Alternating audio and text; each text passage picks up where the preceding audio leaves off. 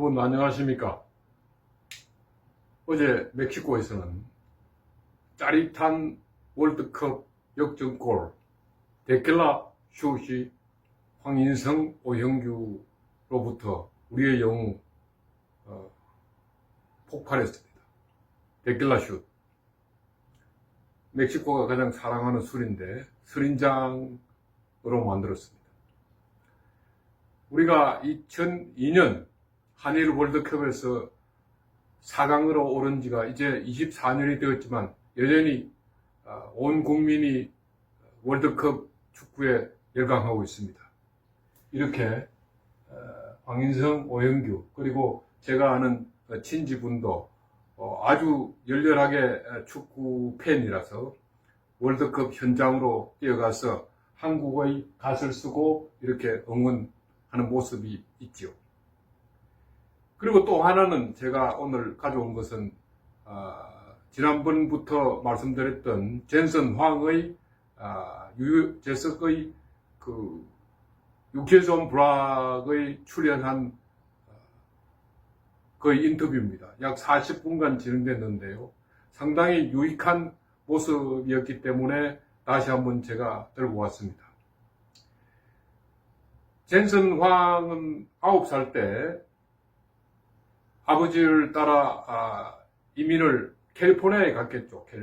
캘리포니아에 가서 어렸을 적에 정말 뭐 영어도 제대로 할 줄 모르고 아주 조그만한 키의 그 동양인이라서 아마 그 학급 친구들한테 꽤나 놀림을 받았던 모양입니다. 짱꼴라 뭐 이렇게 그러면서 그 상당히 그때 그 학급 친구들이 아주 그 칼을 항상 소지하고 다녔다는 그런 정도의 공포에 두려움에 있었기 때문에 상당히 어려운 가정에 있었지 않았나 생각이 듭니다. 또한 생활도 어려워서 어렸을 때부터 식당의 그 설거지 알바를 하면서 어릴 때부터 알바를 하면서 생활을 했다고 합니다. 그가 남긴 우리한테 전하는 목소리 중에서 저는 인상 깊었던 것이 고생입니다. 그 사람 자신이 젠슨 황이 그렇게 고생을 했기 때문에 그 고생을 깨물고 일어서서 성공하려고 하는 그 몸짓을 가졌기 때문에 지금의 성공이 있었다는 이야기지요. 그 고생을 알기 때문에 한국도 고생을 한 나라 1950년에 한국 동란이 있었고 이후 1950년대 참 우리가 가난하게 살았던 때가 기억이 납니다. 60년대 그런 고생을 했기 때문에 지금의 한국의 빛나는 성장, 경제 성장이 있었다고 하는 것을 반면교사로 투영해 볼 수 있는 그런 모습이었습니다. 아무튼 굉장히 그 유익한 인터뷰였고 저로서는 젠슨 황의 또 다른 새로운 모습을 전해봤습니다. 상당히 거의 영어 구사력도 동양인으로서는 굉장히 우리가 유심히 쳐다봐야 될 여러분들 자신이 영어 공부를 하거나 아니면 자녀들의 공부를 시킬 때 어떻게 원주민이 아닌 동양인이 9살에 건너한 동양인이 한 영어가 약 한 50년, 60년이 되어서 저렇게 한 영어로 되는지 뚜렷하고 명확한 액센트, 인토네이션 같은 것들은 한번 눈여겨볼 만합니다. 여러분도 한번 보시길 권합니다. 또 한편 역시 AI 시대를 이끈 주역 중에 한 사람이라서 AI 이야기를 해야 되겠죠. AI에 있어서 한국은 상당히 두 가지 모습의 그 인풋 과정에서 상당히 그 실력이 있습니다.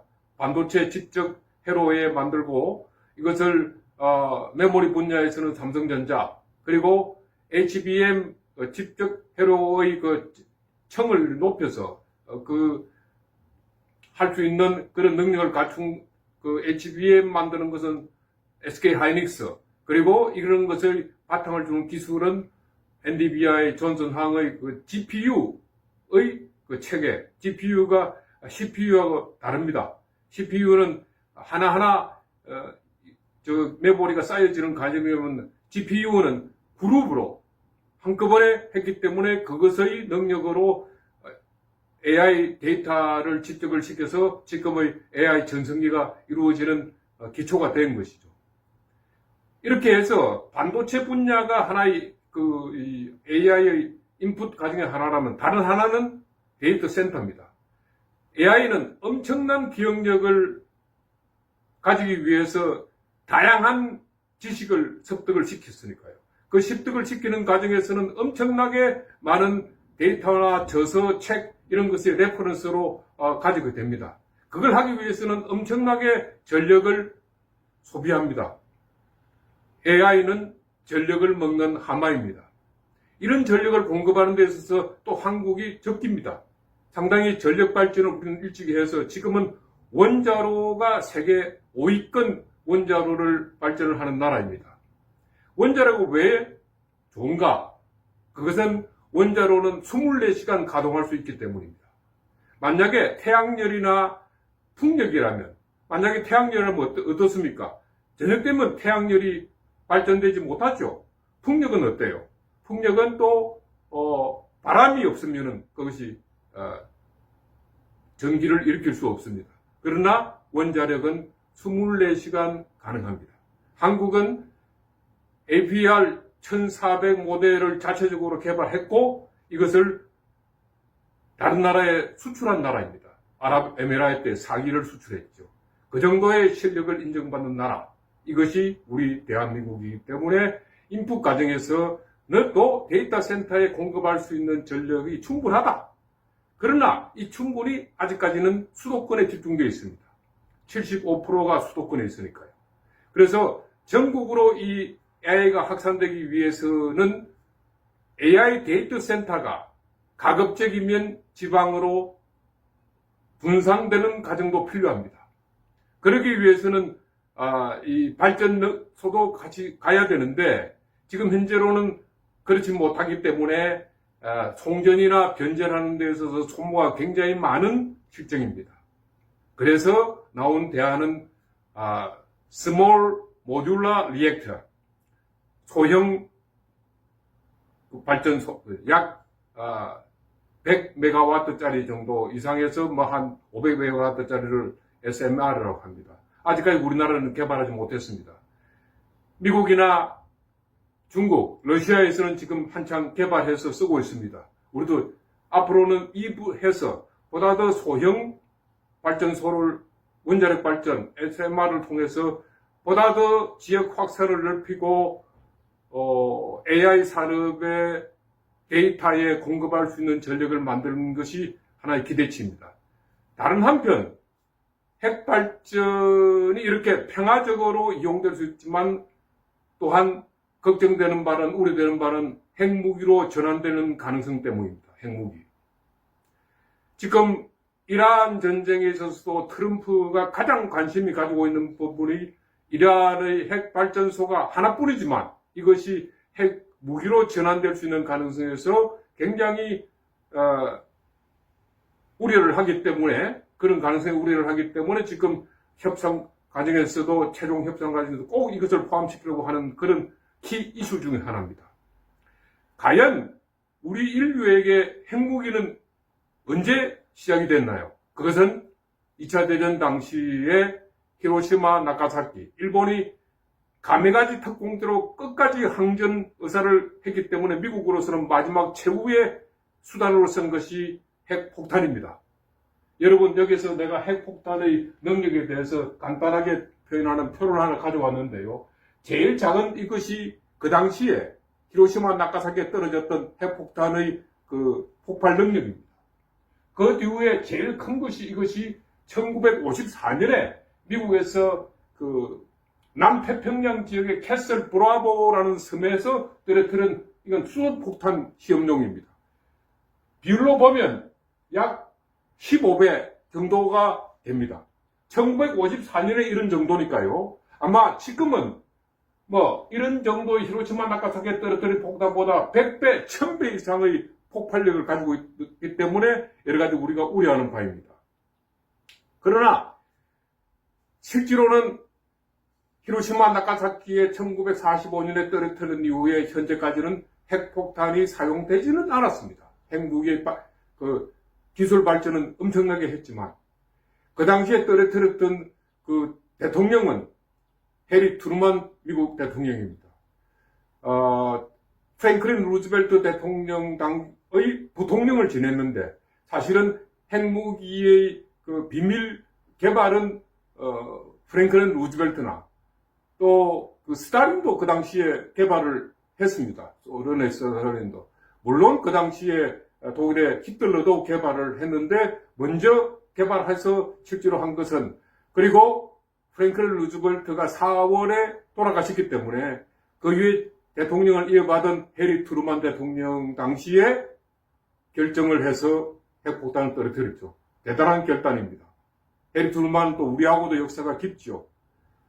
6.25 때 남침이 시작되자 적극적으로 공산주의를 응징하고자 해서 미군을 유엔군과 함께 파병한 기초를 낸 분이 해리 트루먼 대통령입니다.